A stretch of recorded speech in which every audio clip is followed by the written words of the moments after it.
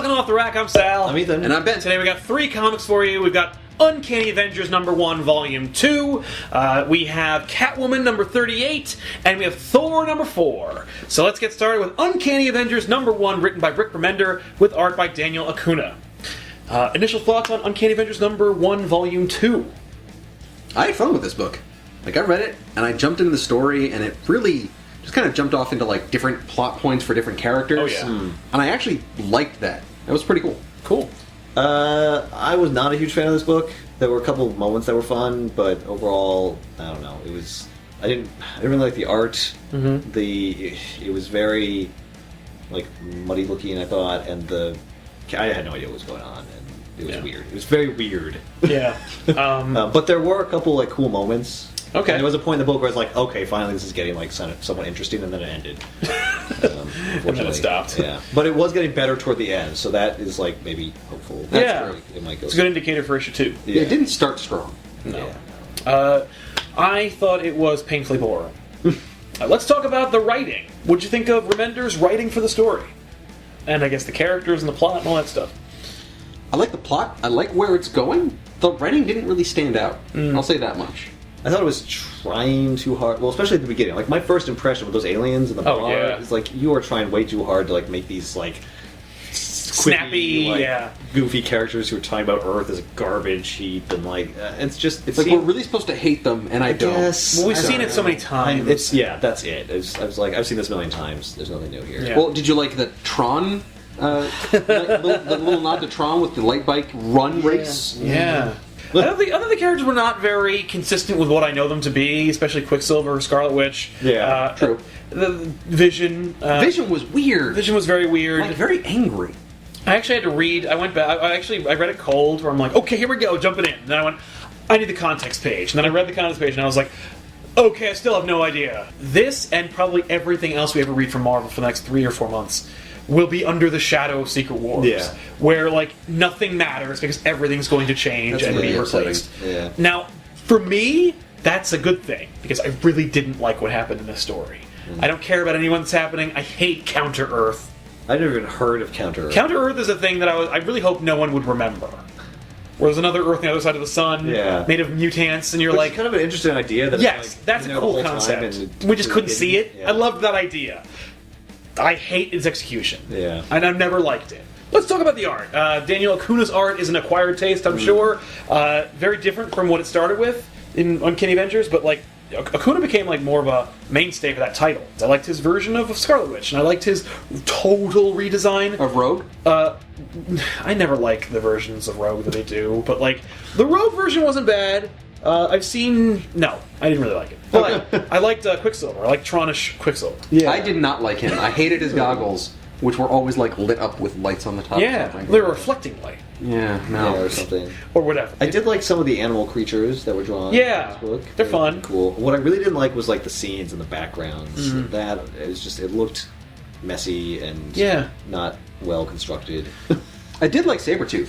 Okay. Sabretooth was cool, yeah. Yeah. I guess I would say I did like the character designs. Yeah. And that I thought was a strength. Overall, can we recommend Uncanny Avengers #1?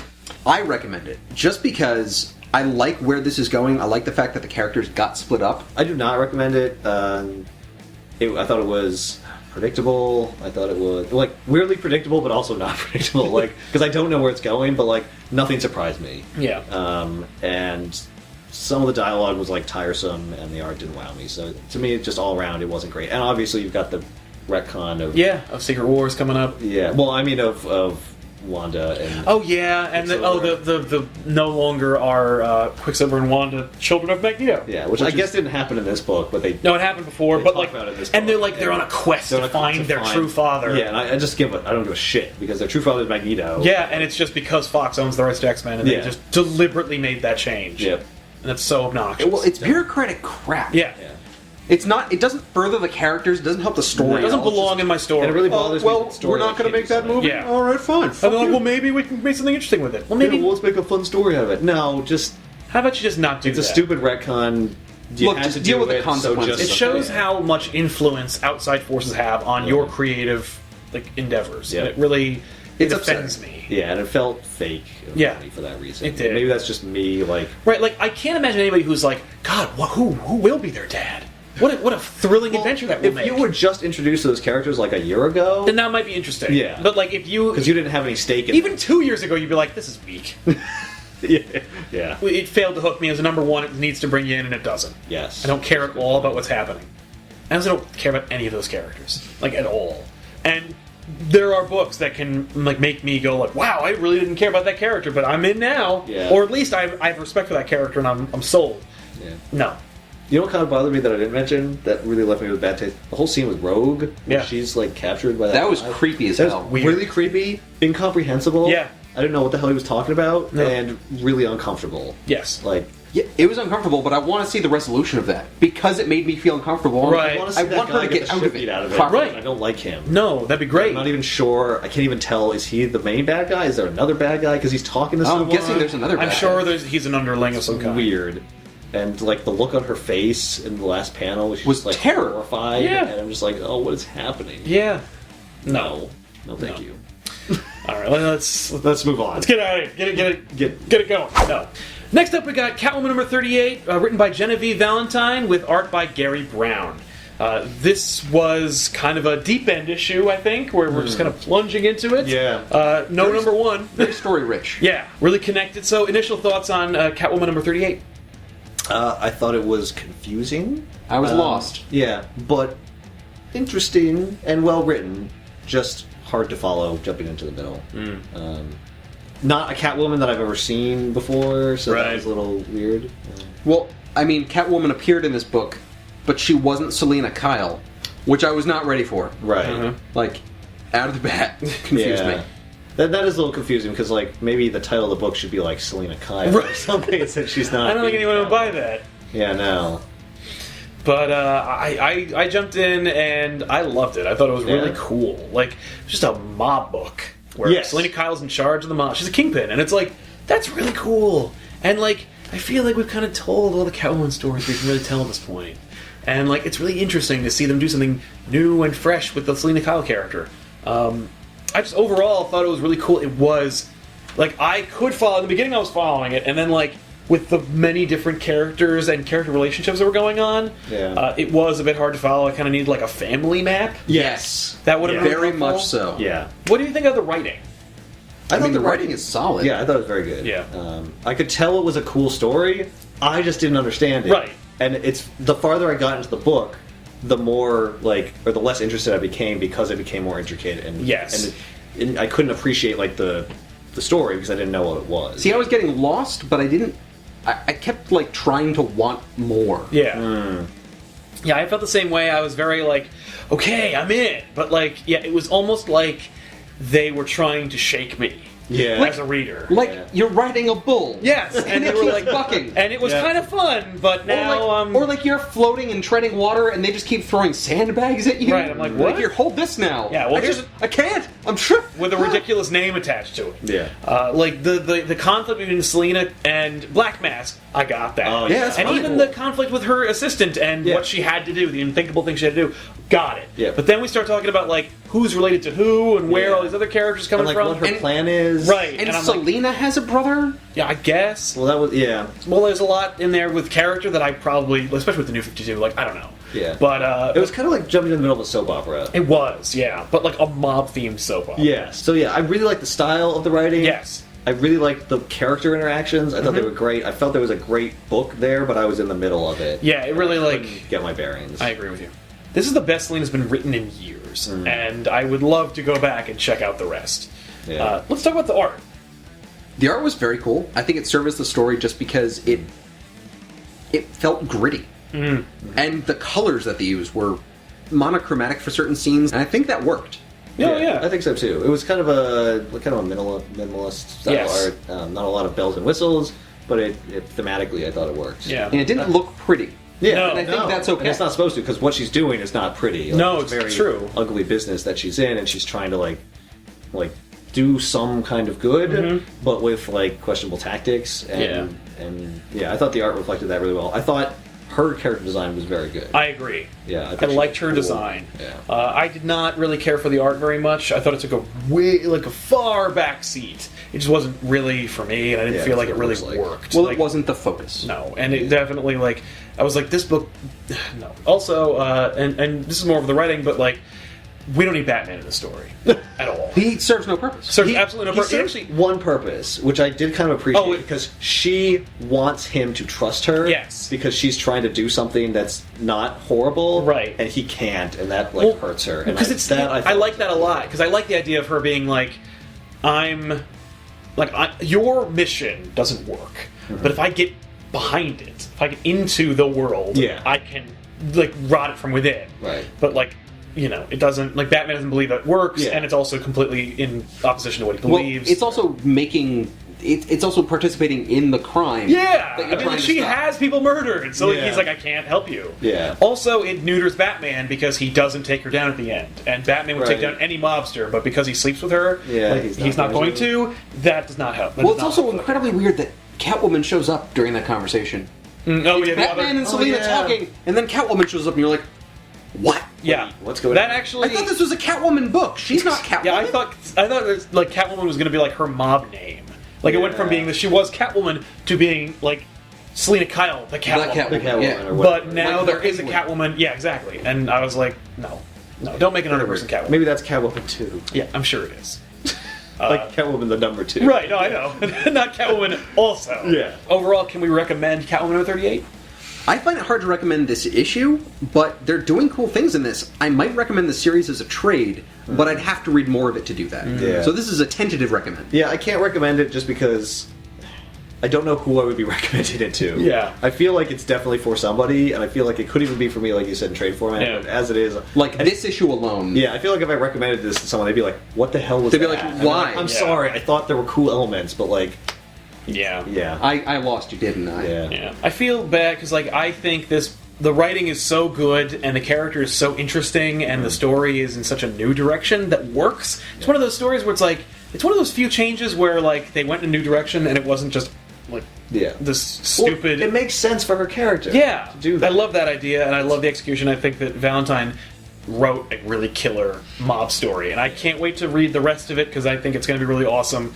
I recommend this as part of the trade. I can't recommend it as an individual issue just because I'm afraid of warding off people. I was like, when I read it, I'm like, oh, these guys are going to love it. And I was like, okay, well, apparently not.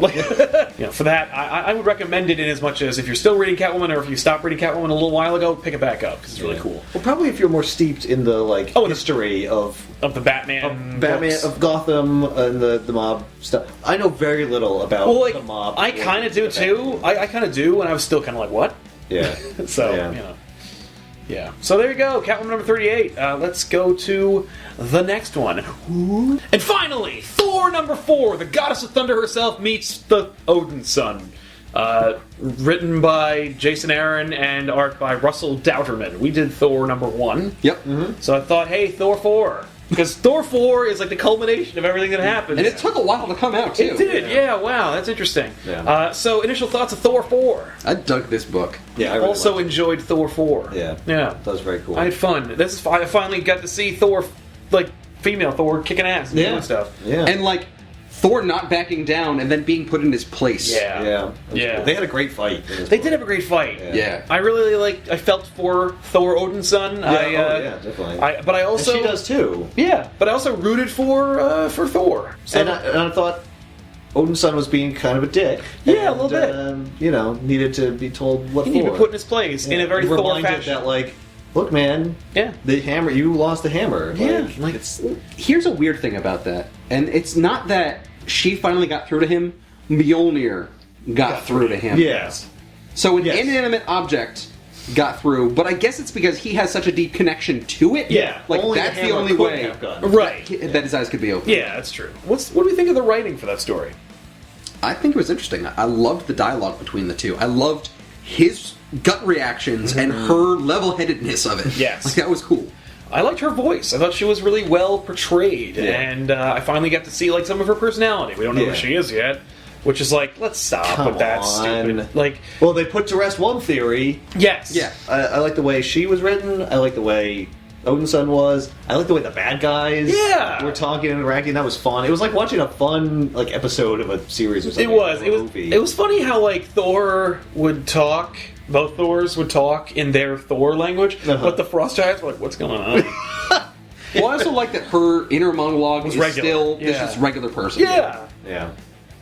There was only one moment where the writing like got tiresome to me. It was in the beginning where there's Odinson and Odin are Yeah. talking to each other, and there's just long word boxes where they're speaking in like In their language, or their Asgard type talk. And every time he says hell, it's one L. I'm Yep. like, yeah, and I'm just like, okay, this is too much. This is tiresome to read. Yeah. Let's move on. Especially to since stuff. it's like when you decipher it, it's like they only said like 3 things. yeah, Yeah, it's just like, it's it was almost beautiful, too much of that. floral language. It's cool. It's cool that they are dedicated. They Yes. went full hog with Yeah. that. But yeah, Let's enough. get to some Let's get action. to but the like, actual book. where's the chase? You know, Yeah, but that's a minor complaint. it's true.